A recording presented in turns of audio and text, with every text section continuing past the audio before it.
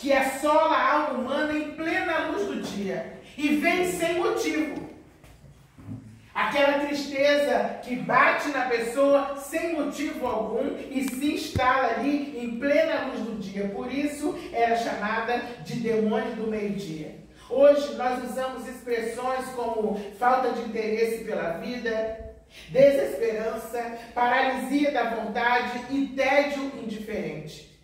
Essa tristeza chamada assídia é apelidada de preguiça. E ela assola a vida daqueles que, ao se depararem com as coisas relativas ao Espírito e constatarem a sua grandeza, ficam paralisadas e se enchem de medo. E isso acontece porque acham as coisas ligadas a Deus muito distantes de sua realidade. A assídia não acredita na vontade de Deus em nos fazer o bem, porque não reconhece e então duvida da graça e da misericórdia de Deus.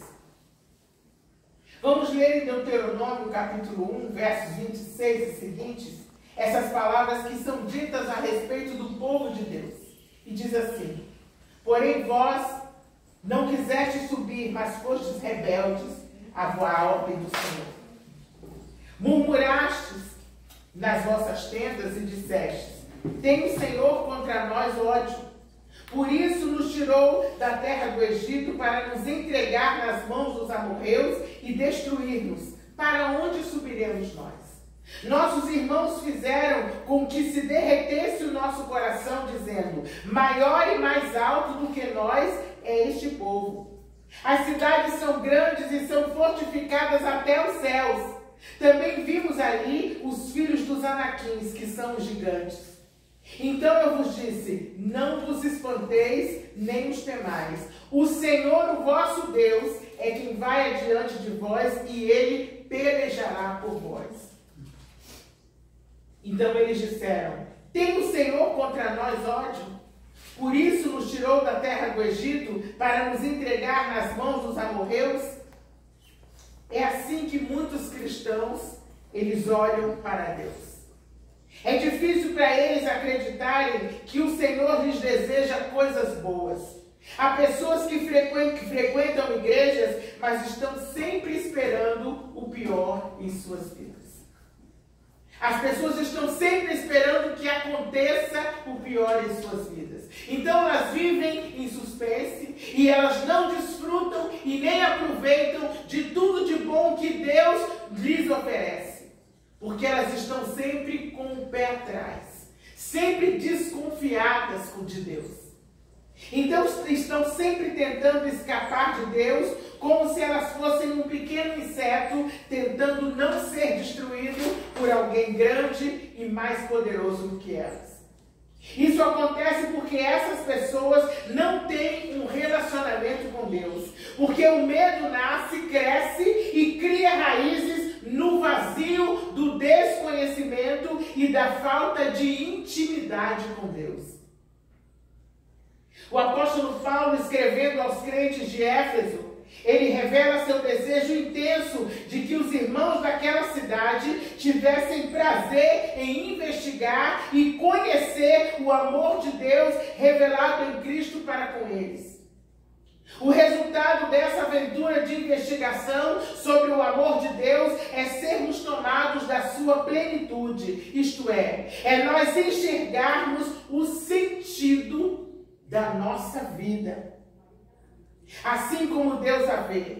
E diz assim em Efésios 3, 14 e 19: por esta causa eu me ponho de joelhos diante do Pai, de quem toma o nome toda a família, tanto no céu como sobre a terra, para que, segundo a riqueza da sua glória, vos conceda que sejais fortalecidos, mediante o seu Espírito, no seu homem interior, e habite em Cristo no vosso coração pela fé, estando vós arraigados e alicerçados no amor de Deus, a fim de que vocês possam conhecer e compreender com todos os santos qual é a largura, o comprimento, a altura e a profundidade profundidade do amor de Cristo por vós, que excede todo o entendimento, para que sejais tomados de toda a plenitude de Deus. Sabemos que nossos recursos interiores são escassos e pouco eficazes para dar sentido à nossa existência. Se rejeitamos a graça e o amor de Deus, como fez o povo de Israel ali no deserto, nós rejeitamos o próprio Deus, e o resultado disso é uma tristeza profunda e a perda do gosto pela vida, que consome os que sofrem com assídia ou preguiça. A gravidade da assídia está exatamente na apatia diante da graça de Deus e na rejeição ao projeto de Deus para as nossas vidas. Ao rejeitar o Senhor, a pessoa dominada pela assídia é como alguém que está no 20º andar de um prédio em chamas. E essa pessoa tranca a porta do apartamento e impede que os bombeiros possam entrar para salvá-lo. Ela joga as chaves pela janela, senta no sofá da sala, se lamentando por causa do calor, por causa da fumaça e por causa da sensação de abandono. Isso é a assídia. Deus não nos criou para a tristeza. John Piper, escritor e teólogo cristão, publicou um livro chamado Teologia da Alegria. Nesse livro ele procura demonstrar que Deus nos criou para o prazer e para a alegria, e não para a tristeza e para a depressão. E é por isso que Gregório Magno, em suas reflexões sobre a assídia ou a preguiça, ele afirma que ninguém pode permanecer por muito tempo em estado de tristeza, sem prazer e sem alegria. É por isso também que a assídia traz consigo o desespero. Desespero de livrar-se da tristeza e encontrar alegria e significado para a vida.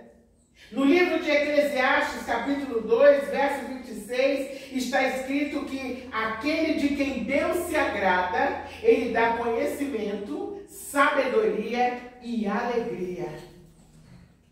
Naturalmente, nós nos afastamos daquilo que nos entristece. Muitas vezes dizemos, não quero andar com quem me bota para baixo.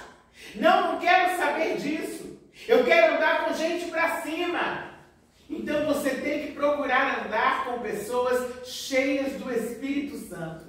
Porque nós acabamos de ver que aquele de quem Deus se agrada, ele dá conhecimento, sabedoria e alegria.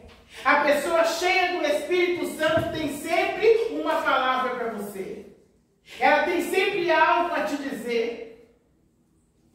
E quando nada relativo a Deus nos agrada, então nós acabamos por buscar alegria, por buscar satisfação e por buscar prazer em qualquer outra coisa. Ainda que essas coisas ofereçam apenas pequenas doses de alegria, uma satisfação de curta duração e depois um grande vazio. Esse é o problema da assídia ou da preguiça. A assídia então faz dois convites àqueles que se tornam indiferentes à graça de Deus, que não querem mais buscar a Deus, que não querem mais procurar saber quem é Deus ou como é viver com Ele.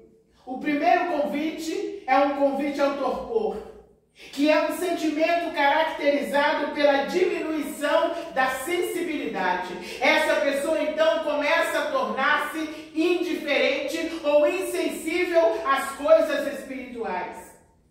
É indiferença ou apatia moral, também chamada de prostração. É a pusilanimidade. A pessoa pusilânime é alguém fraco de ânimo.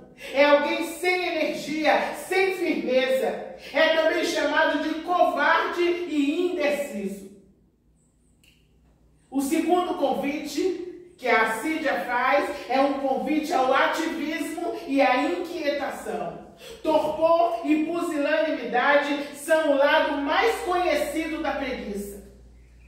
Aquela pessoa que não quer nada com nada, não se interessa por nada, tanto faz como tanto fez, sem ver sentido nem direção para a sua vida. Então o preguiçoso se abandona e pratica uma espécie de suicídio da alma.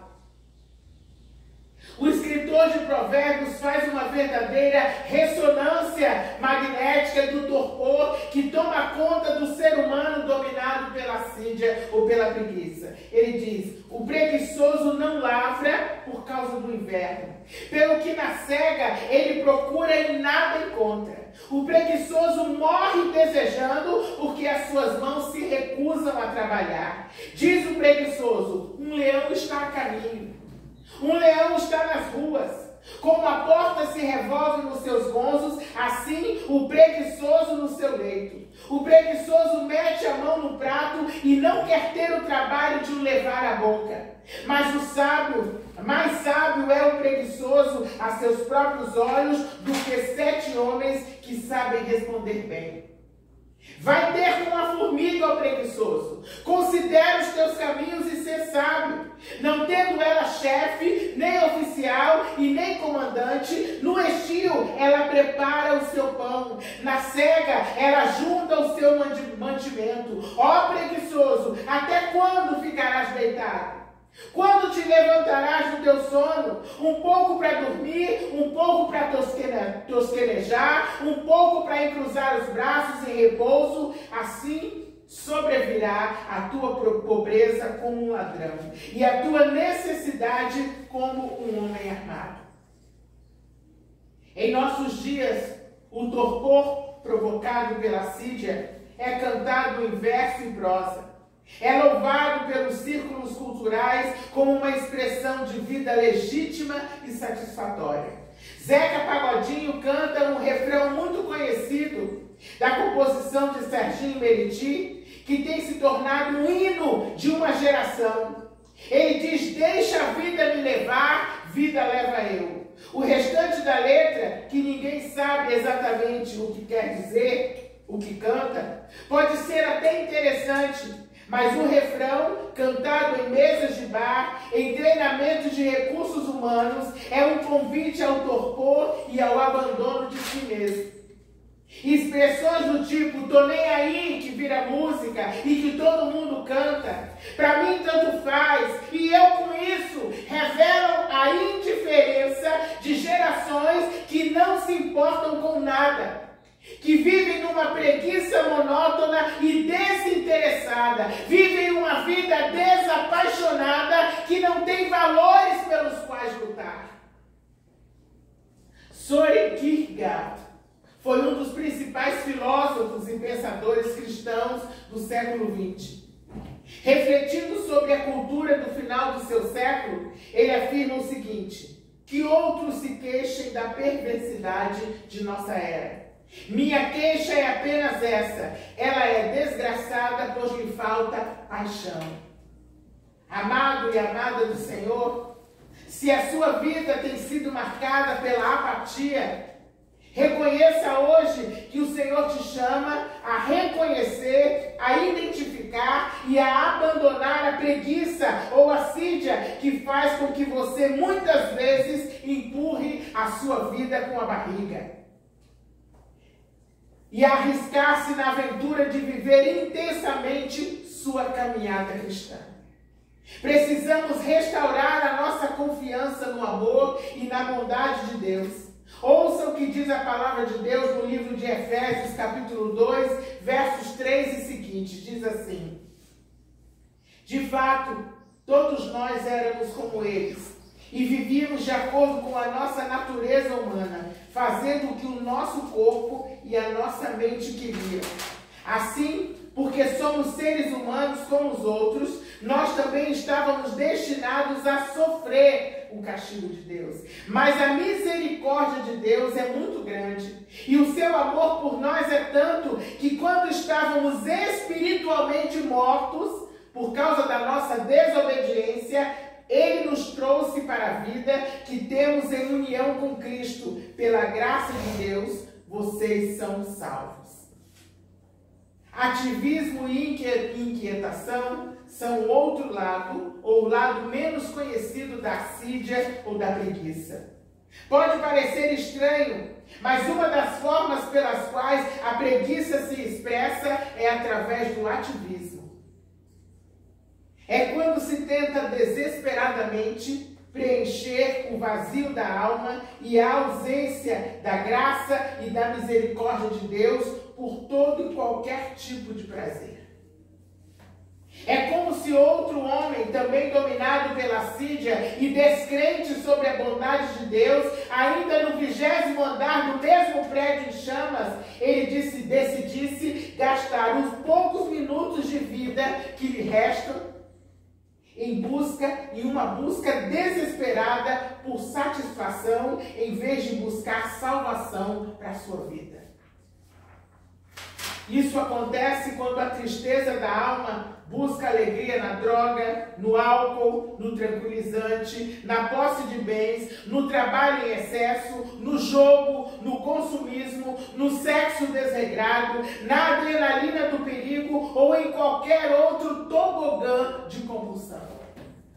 Ativismo e inquietação não são antídotos contra a preguiça, como pregam alguns. São um jeito culturalmente aceito e até desejável por alguns de expressar a tristeza pela falta de sentido de nossas vidas.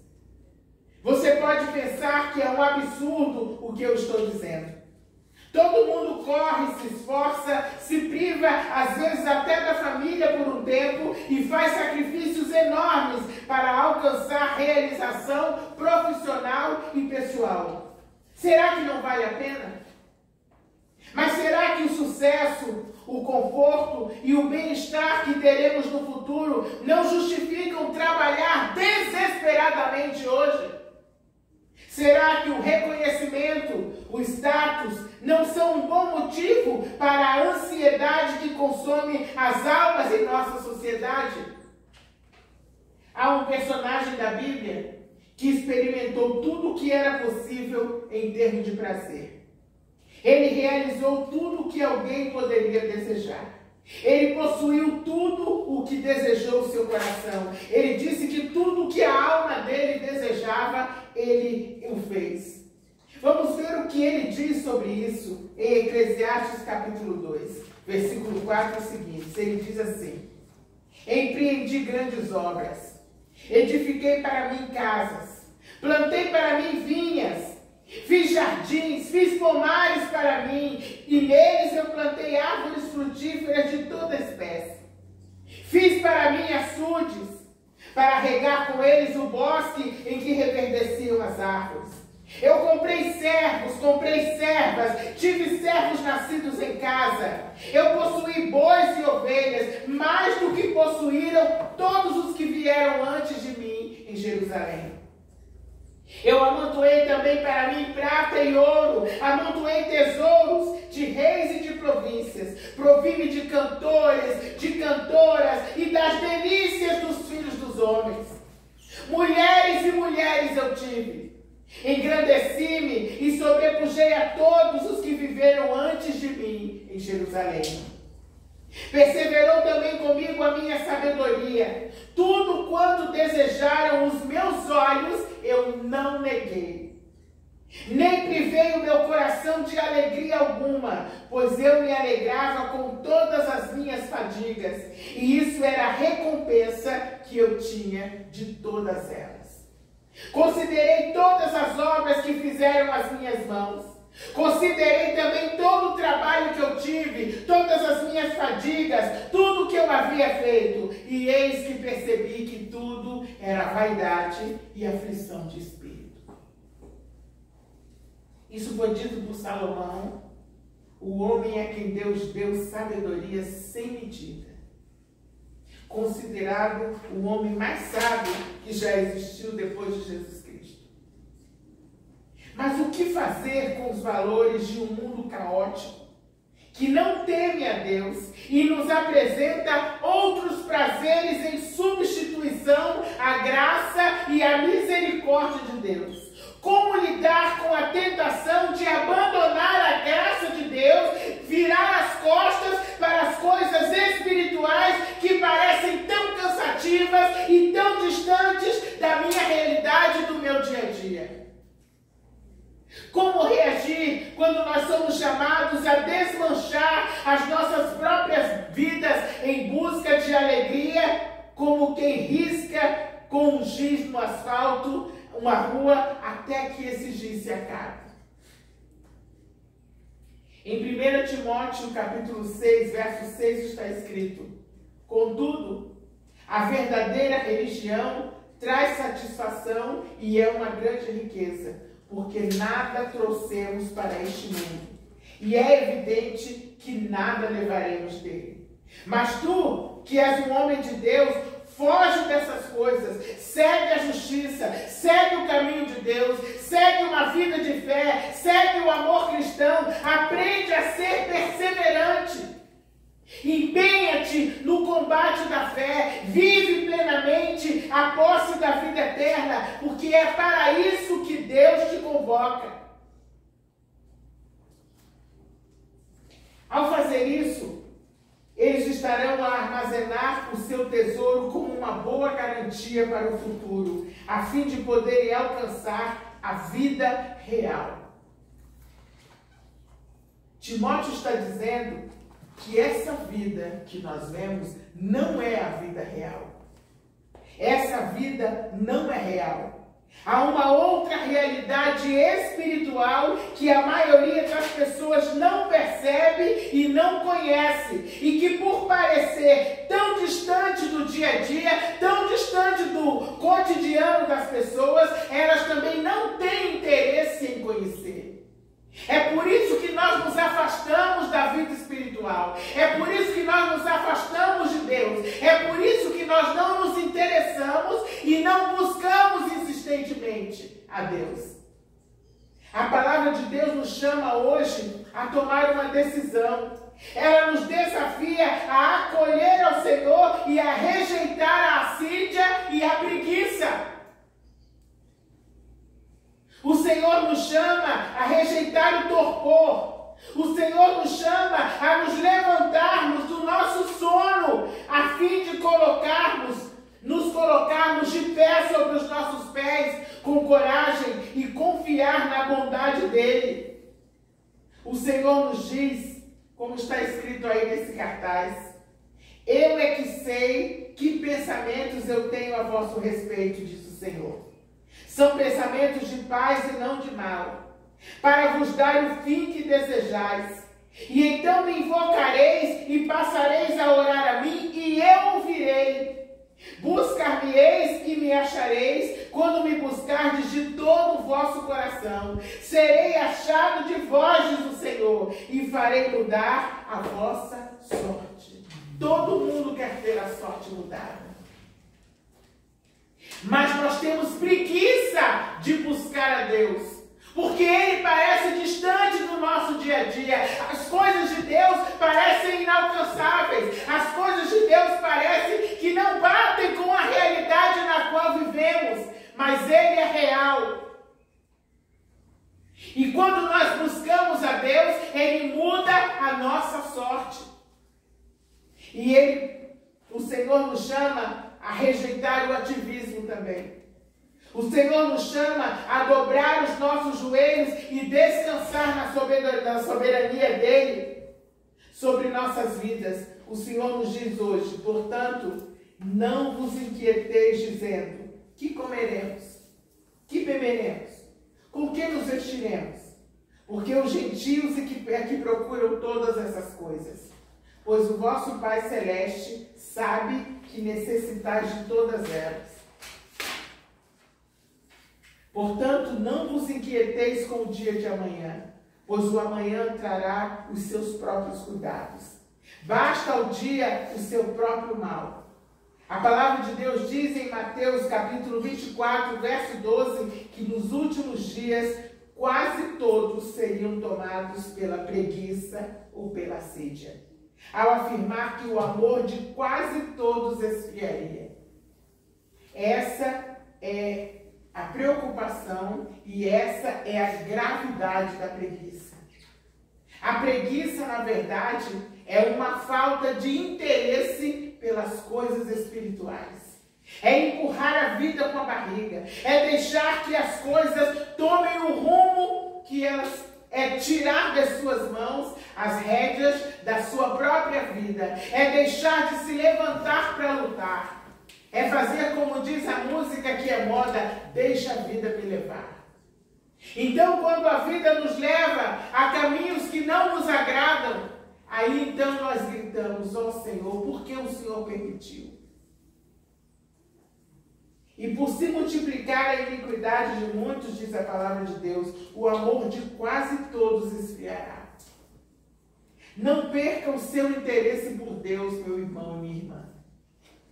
Eu sei que nesses tempos, nesses últimos tempos, a palavra de Deus está se cumprindo e o amor de quase todos está esfriando. Mas não se entregue à preguiça, não se entregue à assídia, não desista de buscar a Deus. Ao mesmo tempo em que o amor de quase todos está esfriando, a palavra diz também que é nessa época que Jesus está voltando. Que o Senhor nos encontre buscando a sua face e confiando nele, porque essa é a perseverança daqueles que creem.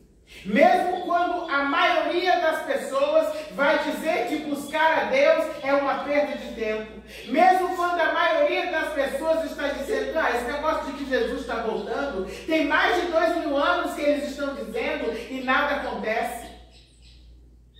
Mas Jesus está verdadeiramente voltando.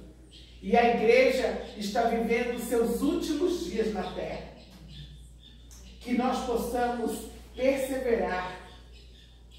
Que nós possamos estar de pé na presença dele, sem preguiça.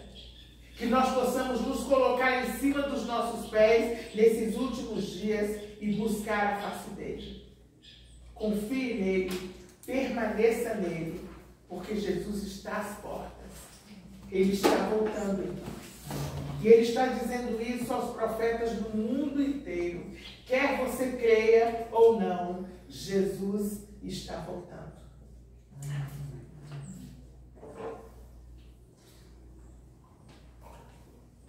Nós vamos terminar com uma última música.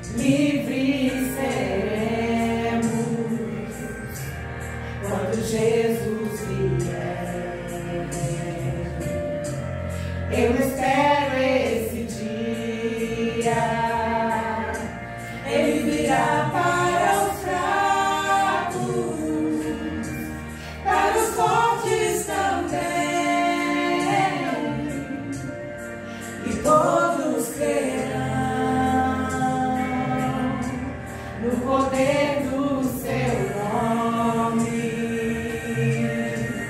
Vem Jesus, vem, esperamos por ti. O Senhor voltará para curar toda dor, consertar todo erro. Precisamos de ti. Venha nos socorrer, pois no fundo eu sei, aqui não é o meu lar. Vem Jesus, vem Jesus, vem. Um dia ele virá, face a face o veremos. Vem agora pra Cristo, o que pode ser hoje. A hora é agora, não há tempo a perder. Ele apaga o passado, tudo novo fará. Vem Jesus, vem, esperamos por ti. O Senhor voltará para curar toda dor, consertar todo erro.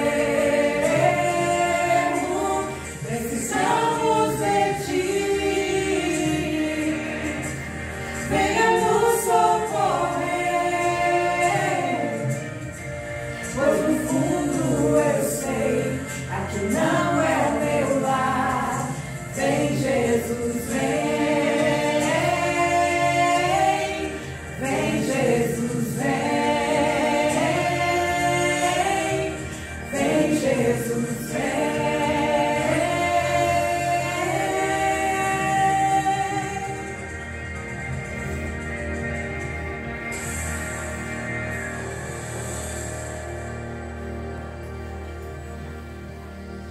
Amados, na semana que vem nós teremos Santa Ceia.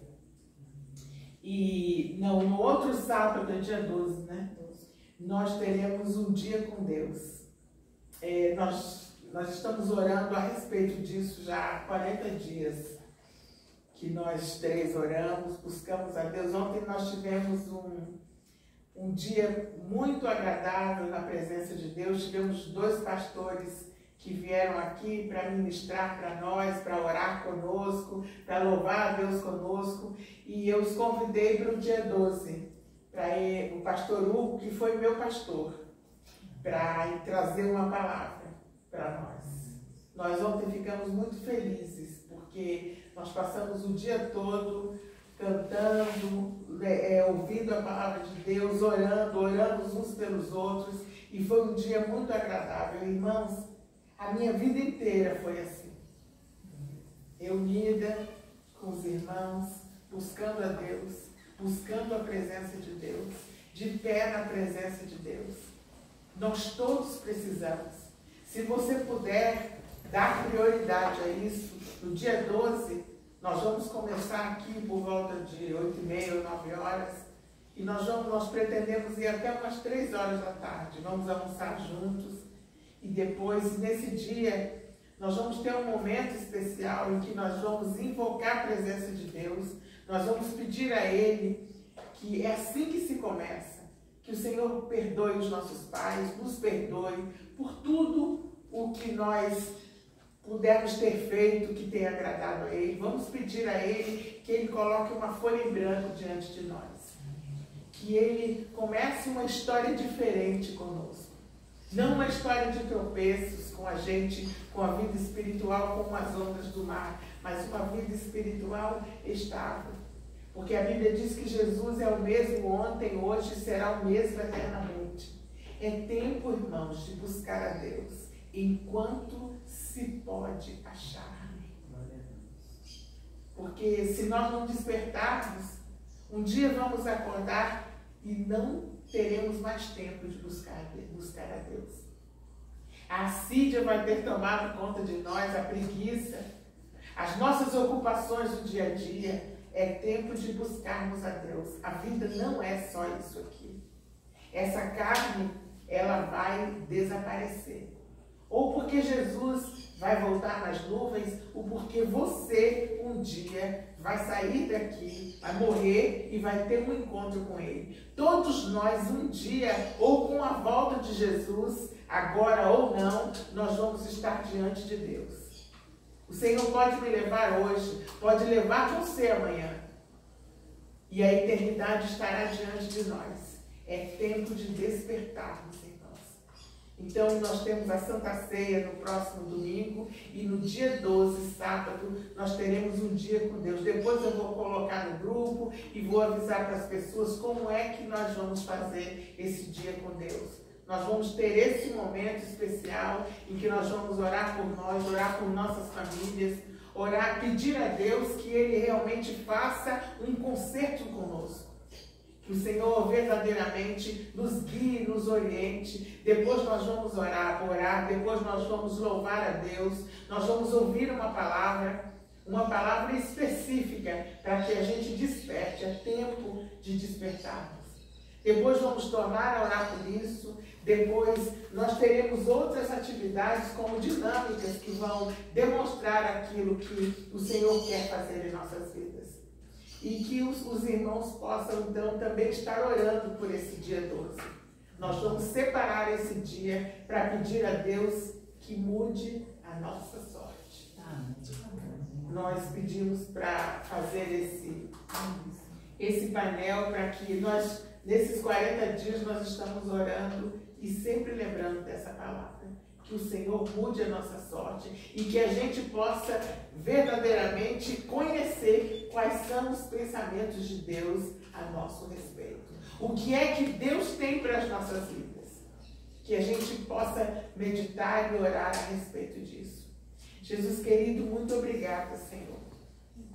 Muito obrigada por esse dia que o Senhor nos deu. Obrigada por mais essa oportunidade. Obrigada pela chuva que chegou, Senhor. Estende a tua mão poderosa, Senhor, sobre nós, sobre essa cidade, Pai. Sobre esse país, ó Pai querido. Estende a tua mão sobre a igreja, Senhor, que geme no mundo inteiro, Pai. A tua igreja no mundo inteiro está esperando, aguardando a redenção, assim como a natureza, como a tua palavra diz, Senhor. A tua palavra diz que toda a natureza geme, Pai. Nós estamos esperando o dia da tua redenção, da nossa redenção, Pai. Maranata, vem, Senhor Jesus. Pai querido, glorifica o teu nome em nossas vidas, Pai. Senhor, salva-nos, salva os nossos, Senhor. Pai, que naquele dia nós possamos estar de pé na tua presença, Senhor. E que possamos dizer a ti, eis-me aqui e todos aqueles que tu me deste. Senhor, o Senhor nos constituiu como colunas em nossas famílias, Pai querido. E a tua palavra diz, se tu creres, salvar-se-á tu e tua casa, Pai. Senhor, que a nossa fé, Senhor, seja suficiente, que a tua graça seja sobre nós, Senhor. Abençoa cada pessoa que se deslocou da sua casa para vir aqui hoje, Senhor, para ouvir a tua palavra, Senhor, para louvar o teu nome, Senhor, para orar a ti, Senhor, para invocar o teu nome, Pai. Senhor, que a tua graça e a tua misericórdia sejam sobre eles, Pai. Que o Senhor possa recompensá-los, ó Pai. Senhor, muito obrigada por tudo que tu fazes por nós. Obrigada porque somos um povo cheio de esperança, Pai. Esperamos em ti, Senhor. Não esperamos o pior, Senhor. Não estamos esperando o apocalipse, Senhor. Nós estamos esperando a tua misericórdia sobre nós, Pai. Estamos esperando, Pai, o teu livramento em nossas vidas. Te agradecemos em nome de Jesus.